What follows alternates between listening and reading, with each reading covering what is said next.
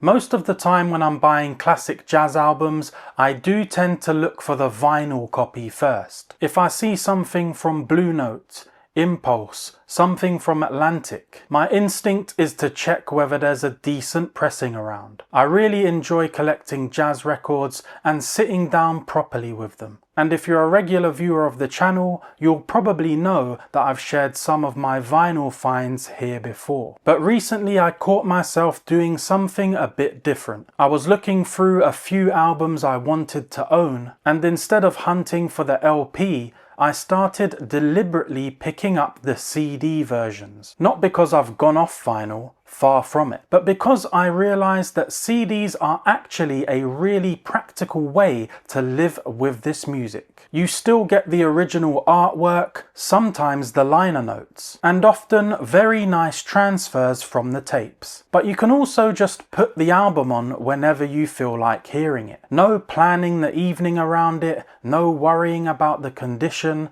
just the music. And it struck me that CD is probably an overlooked format when it comes to classic jazz collecting. A lot of these records are becoming quite expensive on vinyl, and if someone wants to explore the music itself, there's a really good middle ground where you still own the album and experience it as an album, just at an easier entry point. So I thought I'd show you 4 albums that I've recently added to my collection on CD. There are some real heavy hitters here from some of the biggest names in jazz, and spending time with them this way actually made me listen to them more often than I expected. This is Giant Steps. Now, I think a lot of people know this album before they actually hear it, because Giant Steps, the tune, almost exists as folklore. Musicians talk about it like a rite of passage. Pianists fear it. Saxophonists obsess over it, and students spend years trying to improvise over those chord changes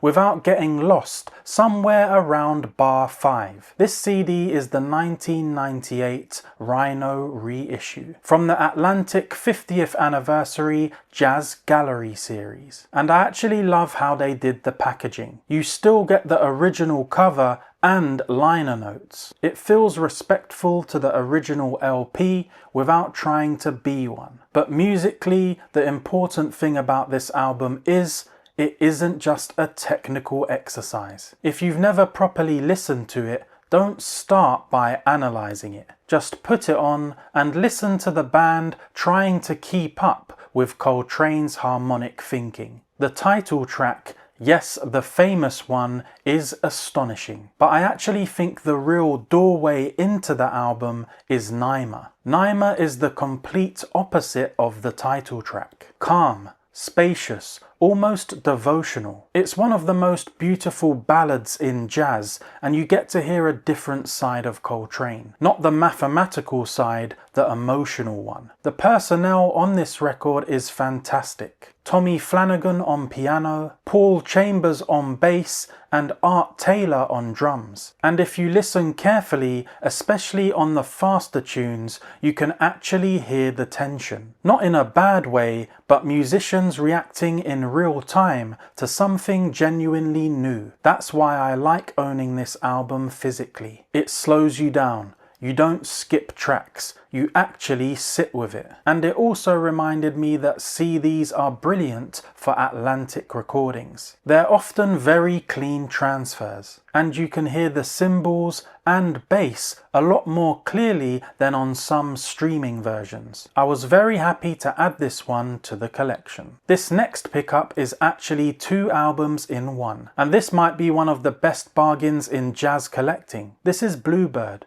a 2011 compilation CD that includes Byrd in Hand from 1959 and Byrd in Flight from 1960. 2 full Blue Note albums on 2 discs. Early Donald Byrd is a very different artist to the later fusion and funk Byrd that many people discover first. Here he's firmly in the hard bop world, and what I like about these recordings is how relaxed they feel. Start with Here I Am from Byrd in Hand. The tempo just sits. Art Taylor's drums have that lightly skipping cymbal feel. Walter Davis Jr.'s piano is beautifully supportive, and one of the best details on the record is Pepper Adams's baritone saxophone. Listen to how his lines don't compete with Byrd's trumpet.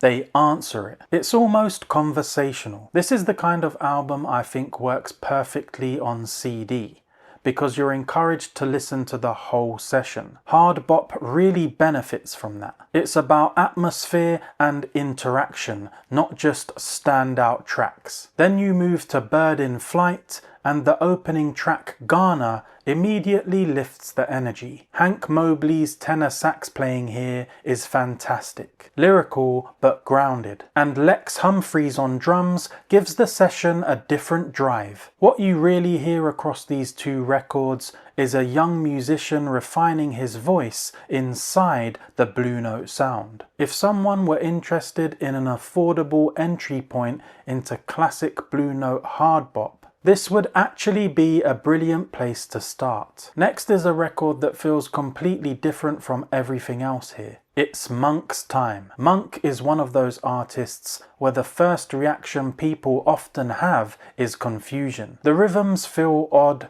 the phrasing is angular. The pauses feel almost intentional in a way you're not used to. But once it clicks, you realize he's one of the most logical improvisers in jazz, just with his own logic. This 1964 Columbia recording features Charlie Rouse on tenor saxophone, Butch Warren on bass, and Ben Riley on drums. A band that really understood Monk's language. My favorite track is Stuffy Turkey. What makes it work is the interplay between Monk and Rouse. Rouse doesn't imitate Monk's phrasing. He translates it. And listen carefully to Monk's comping. He doesn't fill space, he places sound. Sometimes a single chord says more than a run of notes. Also, the rhythm section deserves attention here. Ben Riley's drumming on the later part of the track has a really tasteful solo section that never breaks the mood of the tune. It just extends the conversation. Monk's albums, to me, are perfect physical listening albums. You commit to them. You don't casually shuffle Monk. And again, this CD sounds very clear. Columbia recordings from this era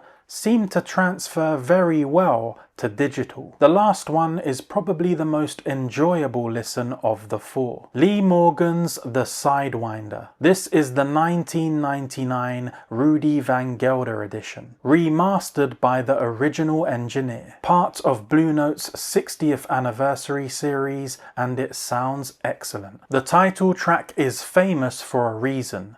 That groove is irresistible. The piano vamp, the bass line, the drum fill, it's almost proto-soul jazz. Even people who don't normally listen to jazz immediately respond to this track. The band is stellar. Joe Henderson on tenor saxophone, Barry Harris on piano, Bob Cranshaw on bass, and Billy Higgins on drums. One thing I'd recommend when listening: pay attention to Joe Henderson's solo. He doesn't play over the groove, he plays inside it. He keeps the rhythmic feel intact while still stretching harmonically. Another track I really like is Totem Pole. It has a slightly different energy and shows the album isn't just built around one hit tune. It's a proper session. This is one of those albums where honestly, if you were introducing someone to jazz, you could just hand them this CD and it would probably work. So after spending time with these,